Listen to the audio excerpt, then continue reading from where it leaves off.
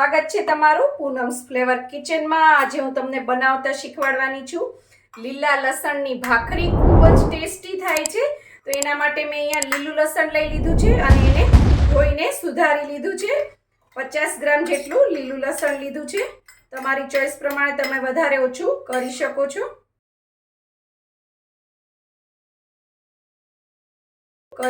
છો। અને ત્યારબાદ એની અંદર હું નાખું છું 2 તીખા લીલા મરચા છે। જે રીતનું તીખું ખાતા હોય એ રીતે તમારે લેવાનું। આને હવે આપણે મિક્સરમાં અધકચરું વાટી લેવાનું છે। પેસ્ટ બિલકુલ નથી કરવાની, આપણે એની અધકચરું રાખવાનું છે। તમે ચોપરમાં પણ કરી શકો છો। હવે આપણે લીલા લસણની ભાખરી માટેનો લોટ રેડી કરી લઈએ।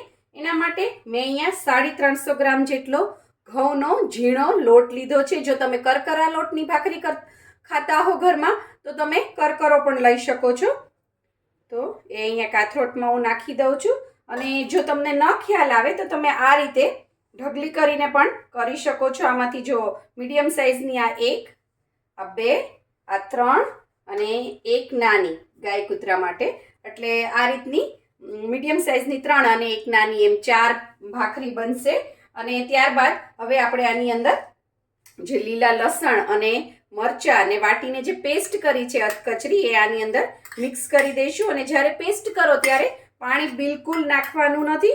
ત્યારબાદ આની અંદર મીઠું નાખું છું હું 1 નાની ચમચી જેટલું, તમે તમારા સ્વાદ પ્રમાણે નાખી શકો છો। અને આ ભાખરી છે એ 2 થી 3 દિવસ સુધી બગડતી નથી, એટલે તમારે ક્યાંક ટ્રાવેલિંગમાં લઈ જવી હોય, હોસ્ટેલમાં બાળકોને દેવી હોય, બહારગામ જતા હો અને ઘરે બાળકો માટે રેડી કરી રાખવી હોય તો પણ તમે આ ભાખરી કરીને જોઈ શકો છો। ખૂબ જ ટેસ્ટી લાગશે આ ભાખરી। આની અંદર મેં નાખ્યો છે 1 ચમચી અજમો, નાની ચમચી, અને એને હાથેથી મસળી લીધું છે। ત્યારબાદ આ જીરું છે, જીરુંને પણ હાથનું પ્રેશર આપી અને આ રીતે નાખી દેવાનું, કાચું જીરું જ છે। અને ત્યારબાદ એની અંદર આપણે નાખીશું દહીં। દહીં નાખવાનું છે 2 થી 3 ચમચી જેટલું। અમે અમૂલનું દહીં લીધું છે એટલે બહુ છે આ ખાટું નથી હોતું। અને આ બધી વસ્તુ આપણે મિક્સ કરીએ।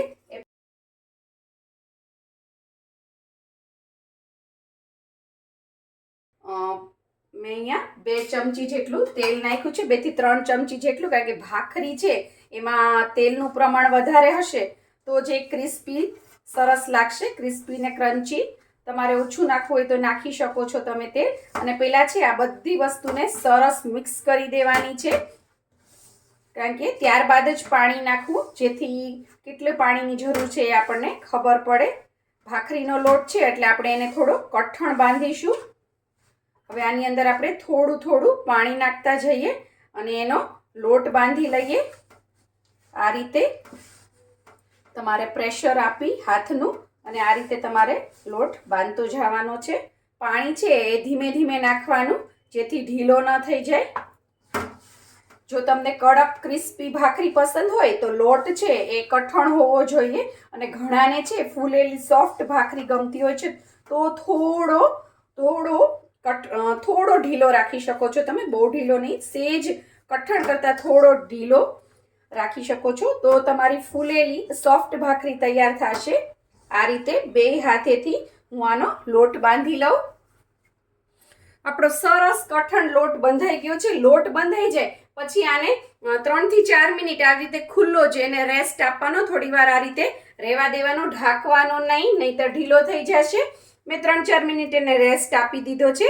હવે આમાંથી તમારે જેવડી ભાખરી કરવી હોય એવડો આપણે લુઓ લેશું। મેં અત્યારે એટલો લીધો છે। ઘણાના ઘરમાં બહુ નાની નાની ભાખરી ખાતા હોય છે, ઘણાના ઘરમાં મોટી અથવા ઘણા મીડિયમ, તો તમે જે રીતની ખાતા હોય એ રીતને તમે બનાવી શકો છો। અહીંયા આપણે મીડિયમ ભાખરી બનાવીશું। અને આ રીતે આ લુઓ લઈ અને હાથની આંગળીઓથી આ રીતે એને ગોળ ફેરવવાનો છે। તમે જોઈ શકો છો, હું તમને થોડું નજીકથી દેખાડી દઉં। આ રીતે લુઓ લઈ છો, હું તમને થોડું નજીકથી દેખાડી દઉં। આ રીતે લુઓ લઈ અને આ રીતે તમારે કરવાનું છે, આંગળાની ઇમ્પ્રેશનથી આ રીતે એનો લુઓ છે બનાવવાનો છે। તો સરસ મજાની ભાખરી તમે જોઈ શકો છો વણાઈ ગઈ છે। અહીંયા બંને ગેસ ઉપર મેં તવી મૂકી દીધી છે। અહીંયા મેં મૂકી છે માટીની તાવડી અને અહીંયા મેં મૂકી છે લોખંડની તવી। તો બંનેમાં હું તમને બનાવીને દેખાડીશ કે કેવી રીતે બનશે. તો માટીની તાવડીને ઓલરેડી મેં તપવા મૂકી દીધી હતી. એની અંદર આપણે આ ભાખરી છે એ નાખવાની છે. જે આપણે આ રીતે વણેલો હોય એ ભાગ છે એ નીચે આવવો જોઈએ આ રીતે, અને બસ આ રીતે ઉપરનો ભાગ છે નીચેની બાજુ આવવો જોઈએ. આપણે આની અંદર મૂકી દીધી છે. હવે આ બાજુ છે લોખંડની તવી, એની પણ મેં ધીમા તાપે રાખી છે, આને પણ ધીમા તાપે રાખી છે, કારણ કે થોડી જાડી છે ને આપણે ક્રિસ્પી કરવી છે એટલે ધીમા તાપે રાખવાની. આ જ રીતે હું આમાં પણ મૂકીશ. જો ફાસ્ટ ગેસ રાખશો તો દાજ ફટાફટ પડી જશે અને ભાખરી અંદરથી કાચી રહેશે અને ક્રિસ્પી પણ નહીં થાય. મેં એને ધીમા તાપે રાખી હતી એટલે તરત જ આપણે ચેક કરી લેવાનું. જો સરસ દાજ પડી ગઈ છે, આ રીતની પડી જવી જોઈએ, બહુ આકરી ભાત નહીં પડવા દેવાની. હવે આપણે એને પલટી દીધી છે અને આને પણ ચેક કરી લઈએ. આમાં થોડી વાર લાગશે હજી, અને તવી ઉપર શેકો ત્યારે પણ ગેસ ધીમો જ રાખવાનો છે. અને આને પણ આપણે ચેક કરી લઈએ. આ પણ સરસ થોડી ચડી ગઈ છે, એને પણ પલટી લઈએ.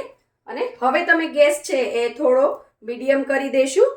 તવીમાં છે એમાં થોડો સ્લો ટુ મીડિયમ રાખીશું, કારણ કે તવીમાં છે એ લોખંડની છે એટલે તરત જ ગરમ થઈ જશે અને ભાત પડી જશે ને અંદરથી કાચી રહેશે. આપણે હવે ચેક કરી લઈએ. તમે જોઈ શકો છો પાછળ પણ સરસ ભાત પડી ગઈ છે અને સરસ છે એ પાકી ગઈ છે. હવે આપણે આને આ રીતે ઊંધી કરીને નાખી દઈએ અને આમાં ચેક કરીએ. આપણે આમાં પણ સરસ ભાત પડી ગઈ છે, પણ કોરે કોરે થોડું કાચી લાગે છે. જે તમે લોઢીમાં એટલે કે આ લોખંડની લોઢીમાં શેકો તો એમાં છે તમારે આ રીતે કરતું જવાનું, જેથી છે એ સરસ ક્રિસ્પી બને અને બધી બાજુથી સરસ ચડી જાય. કોરે કોરેથી આ રીતે દબાવવાનું. માટીની તાવડીમાં તમારે જરૂર નહીં પડે, એમાં ઓટોમેટિક છે એ કડક જ થશે. જો કેવી સરસ આમાં પણ થઈ ગઈ છે. હવે આપણે આને આ બાજુ પલટી દઈએ. જો તમારે ફૂલાવેલી સરસ કરવી હોય તો તમારે છે બહુ પ્રેસ નહીં કરવાનું, અને કડક ક્રિસ્પી કરવી હોય તો આપણે આ રીતે પ્રેસ કરવાનું, જેથી સરસ ક્રિસ્પી થશે. તમે જો અહીંયા પણ પાકવા માંડી છે સરસ મજાની. હવે આમાં જો તમને એક ટિપ્સ આપી દઉં. આ સ્ટેજ ઉપર તમારે ફૂલેલી થોડીક સોફ્ટ ભાખરી પસંદ છે ઘણાને, તો થોડું ગેસની ફ્લેમ મીડિયમ કરી દેવાની, એટલે ફટાફટ પાકી જશે અને તમારે નીચે ઉતારી લેવાની. અંદરથી એ સરસ કૂક થઈ જ ગઈ હોય. અને જો ઘણાને કડકડી પસંદ હોય તો અત્યારે ધીમા ગેસે એને કૂક થવા દેવાની, તો એ સરસ છે એ ક્રિસ્પી થશે. 2-3 મિનિટ થઈ ગઈ છે, આપણે ચેક કરી લઈએ. જો સરસ ચડી ગઈ છે ભાખરી. જો તમને અવાજ પણ આવતો હશે કેટલી ક્રિસ્પી છે. અને આપણે એક પ્લેટમાં લઈ લઈએ અને આપણે આ ભાખરીને પણ ચેક કરી લઈએ. આ ભાખરી પણ ખૂબ જ સરસ થઈ ગઈ છે. આ પણ એકદમ સરસ ક્રિસ્પી થઈ ગઈ છે. આને પણ હવે આપણે નીચે ઉતારી લઈએ. બંને ભાખરી આપણી રેડી થઈ ગઈ છે. જો તમારી પાસે આવો લાકડાનો ડટ્ટો ન હોય તો કપડાના મદદથી પણ તમે પ્રેસ કરી અને ભાખરી બનાવી શકો છો. હવે આપણે આ ભાખરી ઉપર ઘી લગાડી લઈએ. દેશી ઘી લગાડવાનું છે. સરસ ચમચી ભરીને લગાડી દેવાનું, કારણ કે આપણે શેકતી વખતે કંઈ લગાડ્યું નથી એટલે ઘી સાથે આ ભાખરી ખૂબ જ ટેસ્ટી લાગશે. લીલા લસણની ભાખરીની સાથે તમારે જે રેગ્યુલર ભાખરી બનાવો એમાં પણ આ બધી ટિપ્સ ફોલો કરશો તો ભાખરી ખૂબ જ સરસ બનશે. જો કેટલી સરસ લાગે છે. જો આ ભાખરી કેવી સરસ લાગે છે. તાવડીની ભાખરી છે એ ખૂબ જ લુકમાં અને ટેસ્ટમાં અને હેલ્થમાં બધામાં બેસ્ટ હોય છે. તો તૈયાર છે આપણી મસ્ત મજાની લીલા લસણની ભાખરી. આ તાવડીની છે અને આ તવીની છે, બંનેમાં ખૂબ જ સરસ અને ખૂબ જ ટેસ્ટી લાગશે. એકવાર જરૂરથી બનાવજો. અને એને હું સર્વ કરું છું દહીં સાથે. જો તમને મારી આ રેસીપી પસંદ આવી હોય તો લાઇક, શેર, કોમેન્ટ કરો. પ્લીઝ મારી ચેનલને સબસ્ક્રાઇબ કરો અને હા, બેલ આઇકન દબાવવાનું ના ભૂલશો, જેથી આવી જ સરસ મજાની વાનગીઓ તમારા સુધી પહોંચતી રહે. Thank you. આવજો.